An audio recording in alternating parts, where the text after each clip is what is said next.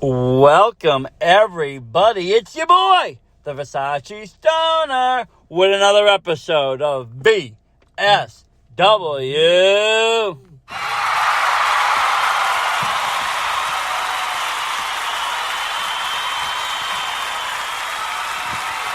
Thank you, everybody. It's your boy, the Versace Stoner, alongside with the Sable here, with a very exciting episode of VSW Podcast. Tonight, we talk Proving Ground, Ultimate Alliance. That's right, Disabled Wolf. Proving Ground is back in front of live, don't we, Versace? Audiences. Yes, we most certainly do. And it was so great to be there in front of a live audience. Like I said, we watched them through the pandemic. We watched Enter the Dragon, Last Dragon, all the dragons. We watched, the tag tournament. There was no ice type that could shut down those dragons, Versace. Nothing.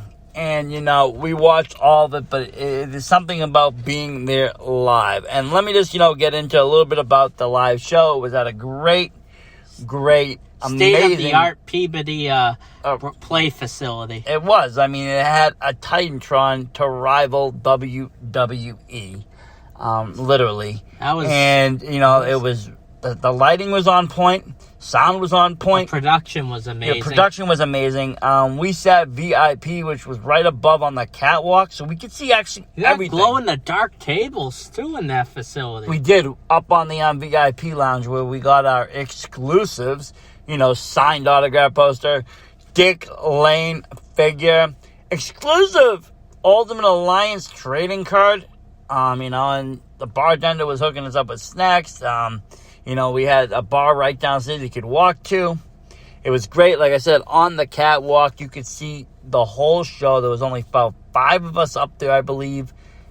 And it was kind of nice and private. You could kind of spread out a little bit. You didn't have to be so, next to each other. It was nice. I really enjoyed the atmosphere. And that's always, to me, 50% of a show is how is the atmosphere. What's the vibe like? And, in this case, it was amazing. And Derek Simonetti came out and thanked the fans before the show started. He really did. Simonetti is one of the best in the business. True-hearted. Really comes out, and he means what he says. He's not one of those scumbag promoters that, are there to make quick buck. He cares about this industry. He cares about his own promotion. He cares about the people that work for him. And he loves the fans. He'll do anything for the fans. And, we saw that because he gave us one hell of a show. And we are going to jump right into it, my friend. Okay? We really are. So, at Ultimate Alliance, they actually had two pre-show matches, which is really cool to see. First match up, you had the Mighty Bosch, and he defeated Angelo Carter. He was a runner-up for Cruising for a Bruiser. He was. Mighty Bosch is a great guy. We had him on our podcast. He gave a great interview, and he got a great following on his interview.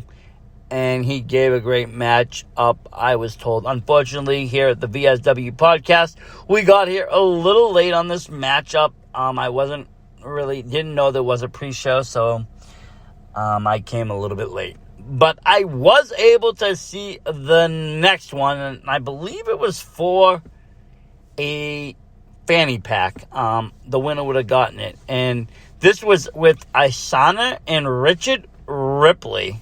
And these two battled it out. It was a very good, fun match to watch. It was a suplex sweetheart who got the best of the action there. It really was, and it was a fun match. Like I said, I'm a big Isana fan.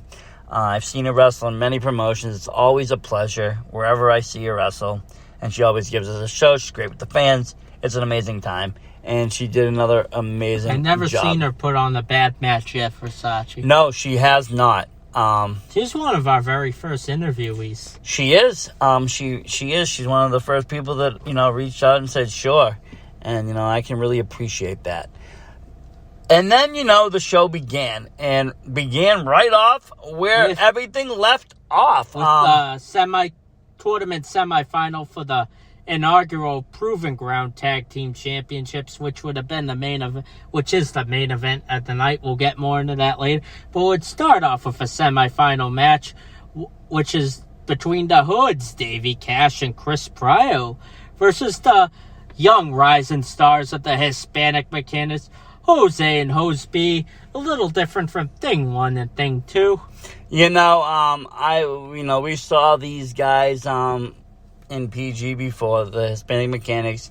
We got to witness them in that tag tournament. They did a great job. They made it far. And, they did the best that they could do during the whole tournament. And, and it was kind of funny. I met them earlier in that evening. I said, hey, what's up? How you guys doing? And they were so chill. They were all laid back and awesome. Laid back. You would never think that they had so much on the line that night.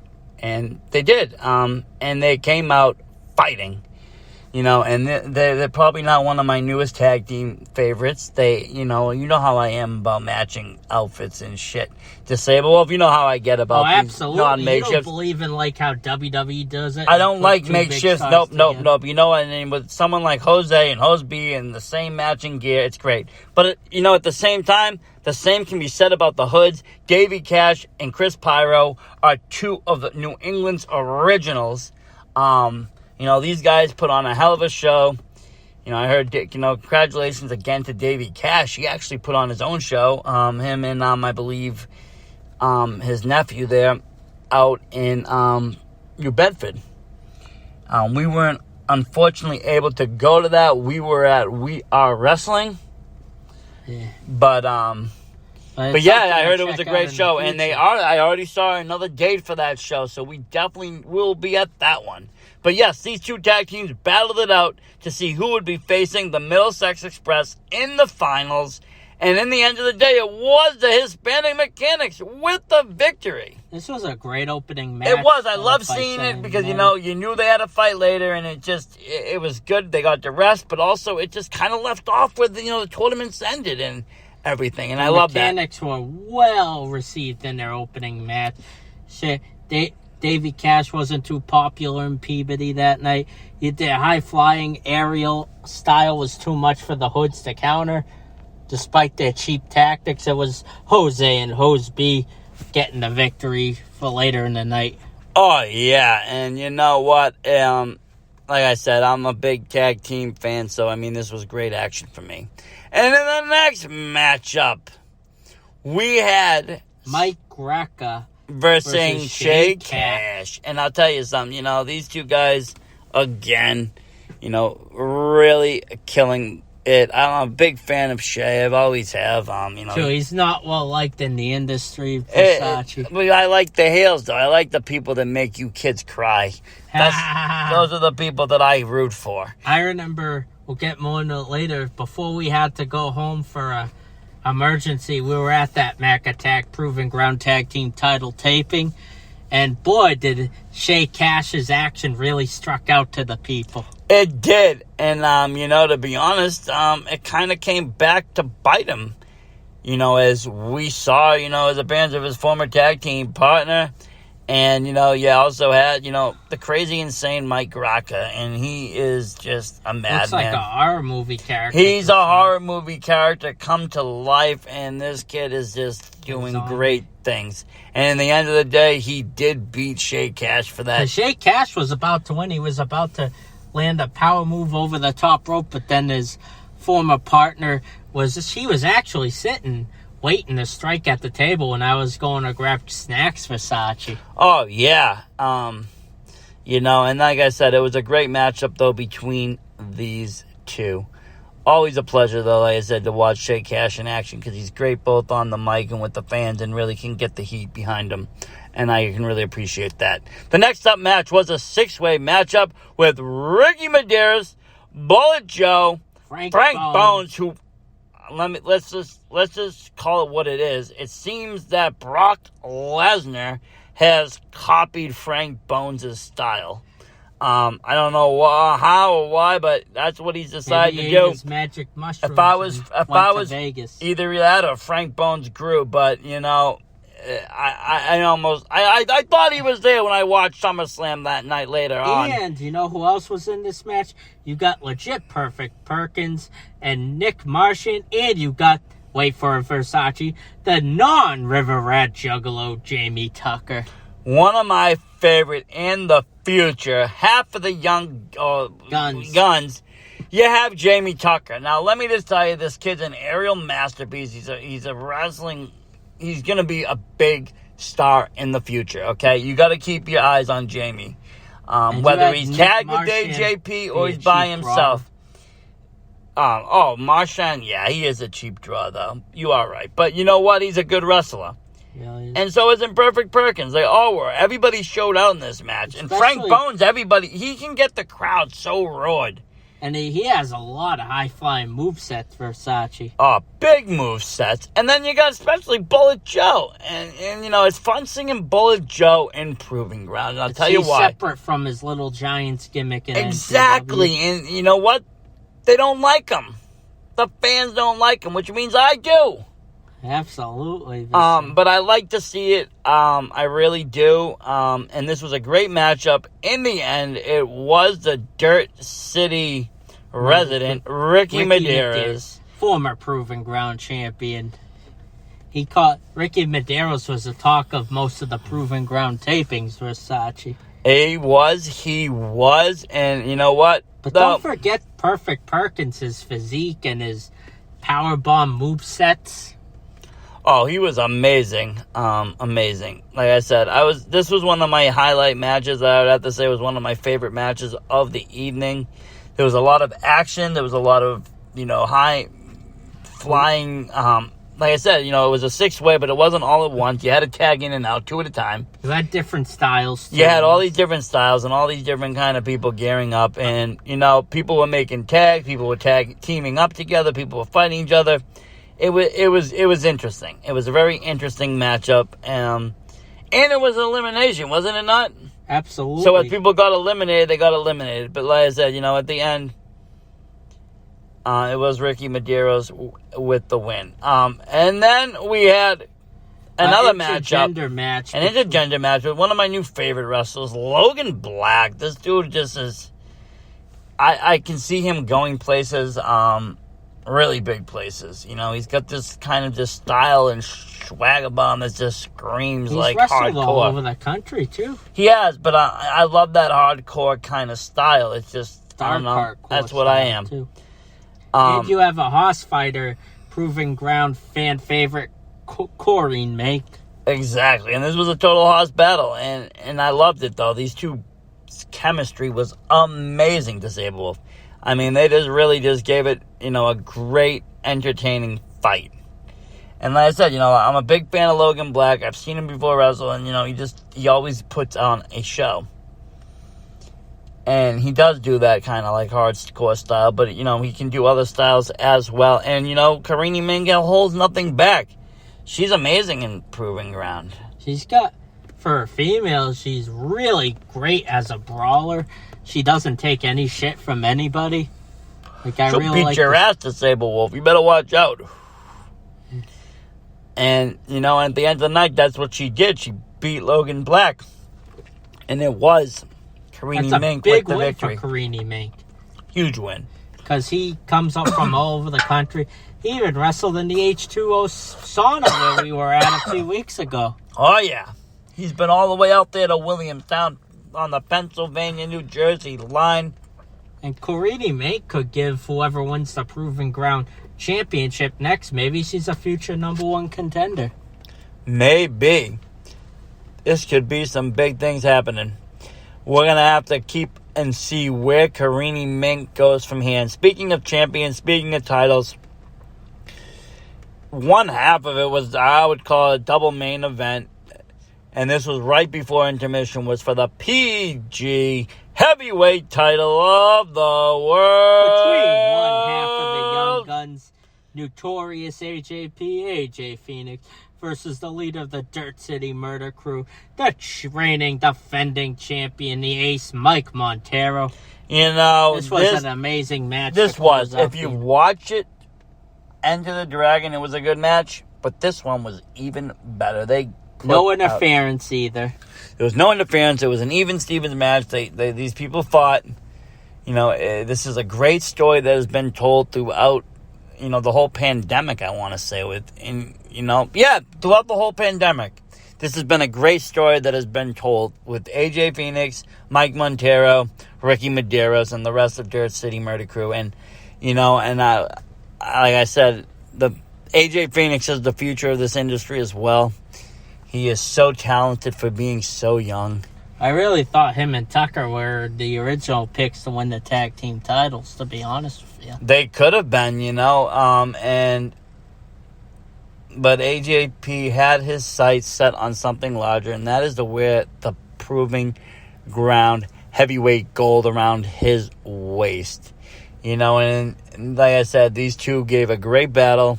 Mike is one of the best. He's the first ever proving ground champion. He's the longest reigning champion. He's also the first ever 2-time proving ground world champion.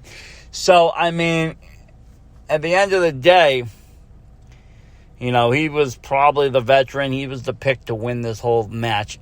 But in exchange events, and I'm not going to lie, as I rewatched the tape that I filmed, at one point, dirty things happen in Dirt City. Let's just say that to Sable Wolf. And at one point, you can see it quite clear, you know, AJP hits the low blow on Montero when the referee wasn't looking. The referee wasn't really paying attention, and he got the pin right then and there, 1, 2, 3. And AJP... He ran around the whole Peabody Arena. Oh, my God, what a pop for him, as he is now the new proving ground heavyweight champion. Absolutely, Versace. He was running around the whole arena. I wish I brought streamers. I would have thrown him from the catwalk. Okay, I would have made it rain on this kid. Very well deserved victory. There was a lot of fast-paced moves in these match, including Montero's famous splash that he kicked out of. But AJP is runs so fast, you could tell he's a tag team wrestler. His endurance and stamina was too much for Mike Montero, who usually has great stamina in the ring. He did there, but he got distracted very easily with that low blow, which was a game changer for AJP. Yes, it was, you know, and at the end of the day, I mean, now it's Young Guns' reign. I mean, it's AJP. It's Phoenix. It's time to shine. It's a new era in proving ground, and it's going to be interesting to see what kind of champion he's going to be. You know, I have to say, for all the people that weren't Mike fans, I'm a huge Mike fan. Mike was a fighting champion, a defending champion, and a proud champion. And I think the same will be said about AJP. I think he's going to be, you know, a fair and fighting champion, and I think he's not going to back down from challenges. So, you know, the sky is the limit for this kid.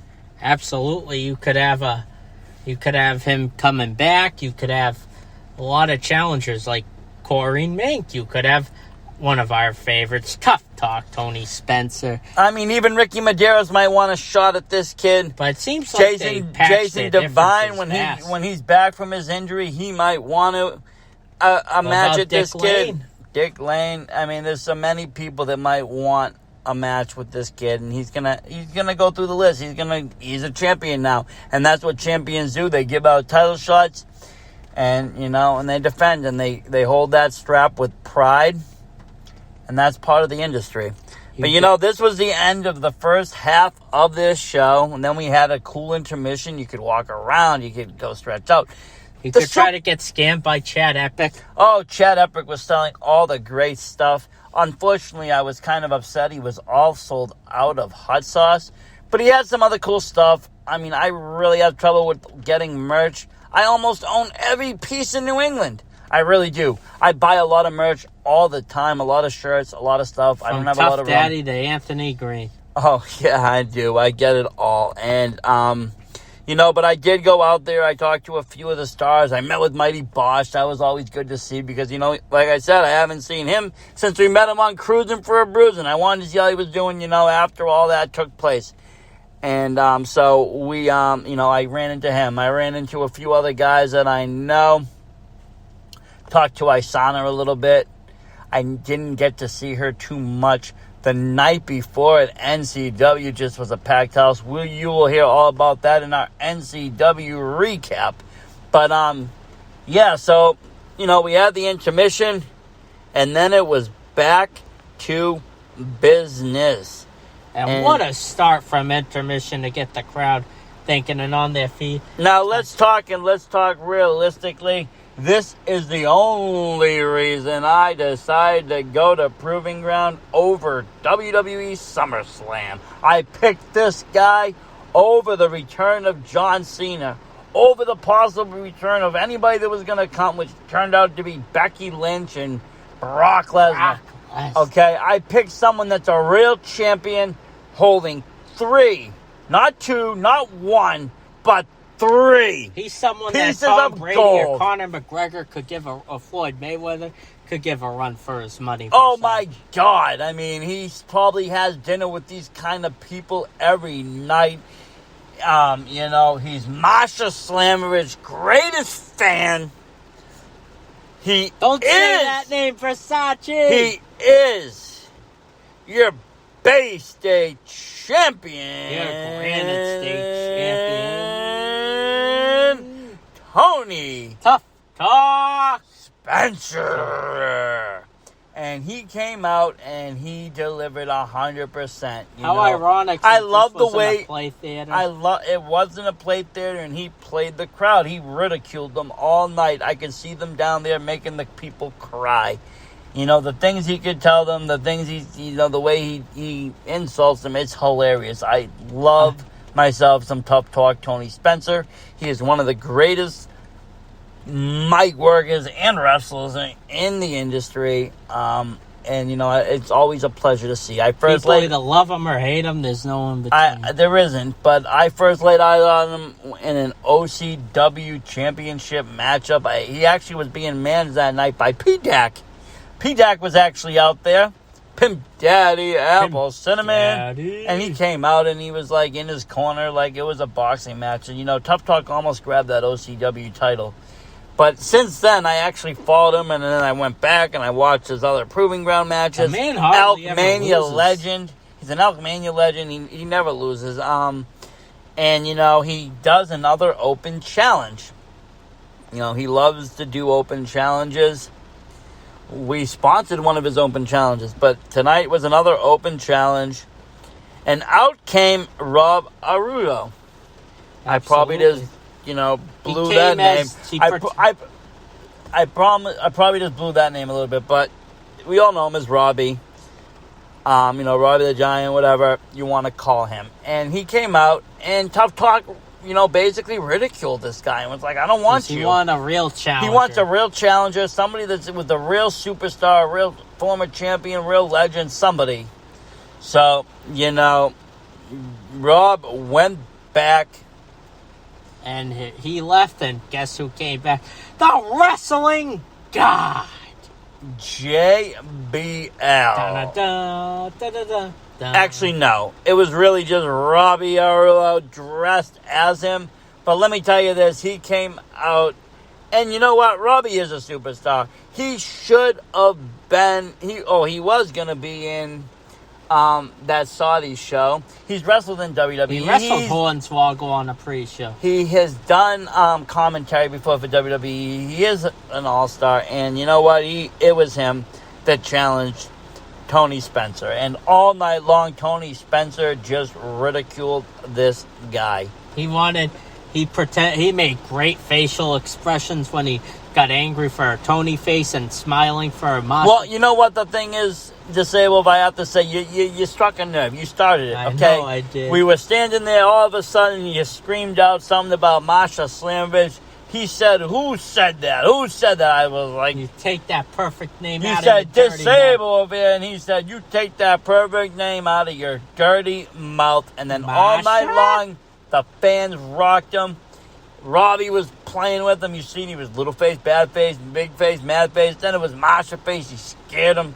It was all sorts of chaos going on. They were taunting him with Marsha Slamovich names all night long. But Tony Spencer didn't dominate this victory. He kind of looked down to his opponents a little bit. A little bit he did. And then, one of the funniest things, though, he started to turn things around a little bit.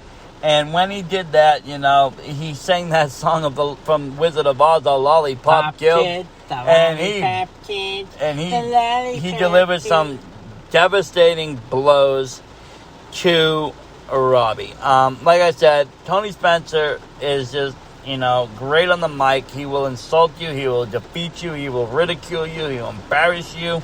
He's like a break your back and make you humble. As a wrestler. He is all of that, plus what you said, all wrapped up into a professional wrestler. And again, he is victorious. But now let's talk some numbers. At the end of that match, Dick Lane came out, and the crowd went wild. And they talked about the history and how that, the Bay State champion belonged to Dick Lane, and how Tony Spencer cheated him, and so forth and so on, and how Dick Lane is a champion as well. There's going to be a unification match at, if I am correct, Elkmania 8? Ooh. Was that what the name? Was it 8 yes, or 7? It was. Okay, good. I don't want to say the wrong number. But yes, and we will be there. I have yet to hit an Elkmania show. I've been told a lot about it from Tony Spencer. When I asked him where he works, he told me Elkmania Improving Ground. This was a while back when we first became semi-friendly. And we started to, I was talking to him. You don't know if we're his friends or we're best friends or no friends. It depends what Tough Talk is thinking. I don't know. Honestly, he's always good to me, though. And he actually is a really good guy in this industry. And he is a really good wrestler. And he's great in the mic. So, kudos to him. This will be a great match with him and Dick Lane for that unification title. I'm a big Dick Lane fan. It's going to be hard for me to decide who I want to win this. He's got those meta superpowers. It's going to be insane. Okay, then we have up after that one of my other favorite wrestlers in the game. Calvin Campbell. Against another one of my favorite wrestlers of my Leader. match, Sean Leader. I love both these guys equally. They are both awesome, amazing people. The chemistry was really good between They both are, of and these two. if you watch any of the Dick Buzzers movie, you saw all that Sean's been through. He is looking much, much better now. But at the same time, Calvin Campbell's a superstar, okay? He is a superstar in PG, and he shows out. These two gave a hell of a match. It's hard to root for a guy that didn't have Dark Ozone with him. I know. It's hard for you to separate the promotions. You saw him one night before. We were hanging with him late night, me, you, him, and the doc right after NCW. I know, we drove, we went to JP, we hung out. You were smoking with the Versace Stoner, trying to keep up. It was a great night. Then the next night, he's fighting in a whole nother promotion as a different character. I get it. You say, Wolf, I understand. But at the same time, it's okay. That's how the wrestling world works. You'll see that. You'll notice that as you venture out more and more to other promotions and see the same guys, you'll notice they're a little bit different in every promotion. Some of them are even total heels and will be baby faces everywhere else. It's always fun. That's why I always recommend going to as many promotions to see your favorite superstar as possible, because you will see different sides of them. You will see all different kind of character changes and different things, and it's just, it's wonderful to see. Alternate Marvel expanded universe. Exactly, and it's wonderful. And at the end of this match, it was Calvin Campbell taking the victory over Sean Leader with the match. And you know what? They both gave an excellent performance. Everybody on this card gave an excellent performance. They had something to prove, Versace. They did, and that's what Proving Ground is all about. And then that brought us to the main event of the evening. It is for the inaugural Proving Ground Tag Team Championships. You had the Hispanic Mechanics, Jose and B versus the Middlesex Express. Stephen Broad and accompanied Stephen by Lush. Chad Epic. Pip Daddy Apple Cinnamon. And Stephen Lush. But like I said, formerly known as Stephen Broad. That was his old name when he tagged. And it's kind of funny because some of the websites still have it under that. But yes, it is your boy back again. Pimp Daddy Apple Cinnamon. Pump is always amazing on the mic and in the ring. Oh, they cut a great promo right where we were, right in the middle of things. We were just chilling. All of a sudden, the lights are playing. He got right in your face. He told me to take pictures. Oh, yeah, it was a great time all around, and I love these you guys. Got Chad Epic scaring people as usual. You do. And, Chad Epic, though, is one of the the greatest manager out there right now. He's the last one, if that. You don't have many great managers left in professional wrestling. Okay. Ever since Sidney Bacabella kind of went to doing more commentary. Paul Heyman has nothing on these guys. Nothing at all. Okay. Sidney and Chad both run circles around Paul. They can run circles around Bobby the Brain if they wanted to. I mean, we're talking real managers. If you ever seen him managing Chikara, you will know what I'm talking about. If you ever seen Chad Epic at his best, you'll know what I'm talking about. These guys are the greatest last managers in the game, and right now it is Chad Epic, the last man standing. So, you have this great tag team matchup, and I'm all for it, as they're all tag teams, very long-standing tag teams at that. New England, if you have to think about New England, there's only one tag team you can think of, Middlesex Express. I mean, come on, what's more New England than that? Nothing, Chud. Named after a whole county, that hardly ever happens in wrestling. Nothing, Chud. Okay? And, it was for the first time ever to crown new tag team champions. I tried to look at those titles to see if I could see them. They were beautiful. I can tell you that. Awesome, shining. They look better than the WWE ones. Those little blue and red ones that they put out. I mean, what, the color-coded pennies? Yeah, the color-coded pennies. Yeah, those ones I'm not a fan. These PG ones are something nice to put around your waist. And like I said, these two tag teams gave it their all. It was a battle. It was definitely worthy of main event status. Definitely a fast-paced match, to say the least. It is, and everybody had the right, chemistry for this match, I believe. And at the end, it was the Hispanic Mechanics, Jose and Jose, taking the victory, and they are your first inaugural Proving Ground Tag Team champions. You got Stephen Lush accidentally hitting P-Dac outside the ring. Yeah, there was a little miscommunication at the end, and it costed them big, unfortunately. But you know what? They gave one hell of a fight all throughout the whole tournament. Right through the whole tournament and everything that they've done. And it won't be the last time we see these chuds back in the action of the titles. Believe me, at some point there will be. There's a few other teams probably ahead of them now that are a little hungry. But after that, they'll be right back in it. And now, though, the Hispanic Mechanics will have that gold around their waist. And it will be, another new era. So, it was a big night in Proving Ground history as you had two title changes. One changing the world title, with AJP taking it from Mike Montero. And then you had the first ever inaugural tag team titles being presented to the Hispanic Mechanics for winning the tournament. And that's just like I said. I think Derek Simonetti's goal was to try to make new stars for his promotion to stand out from the rest.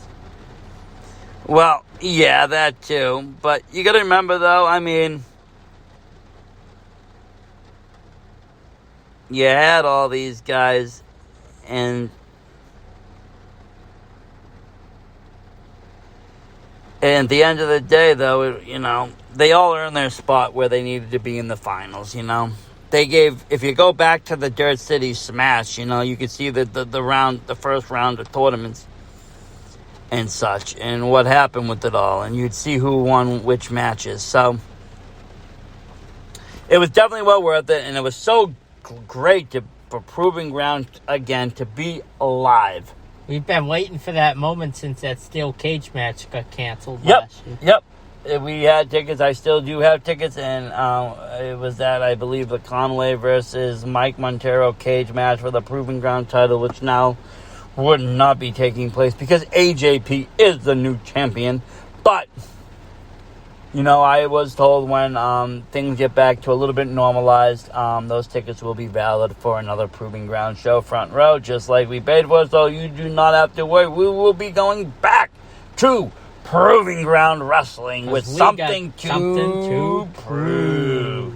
Thank you again for everybody listening. Thank you, Derek Simonetti, for putting on a 5-star show. Thank you to all the talent that was involved, each and every one of you in all your matches. They sold you out guys the killed building it on their first show. It was a sellout. It was a packed crowd, full of energy, full life. I can't wait till it gets to production, till they put it somewhere so the world can see what we saw, because it was great. And I can't wait to also hear the commentary behind some of it, because, you know, you never can hear the commentary when you're actually, watching it live. But thank you, everybody, for listening. This has been a great episode, and we had a great time. Versace Stoner out. Disable out.